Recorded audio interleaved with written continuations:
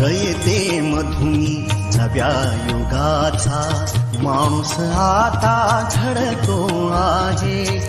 वटवृक्षाच्या विशालतेचा मोहन भाला पडतो आहे. रयते मधुनी नव्या युगाचा माणूस आता घडतो आहे. वटवृक्षाच्या विशालतेचा मोहन भाला पडतो आहे. रयते मधुनी नव्या युगाचा.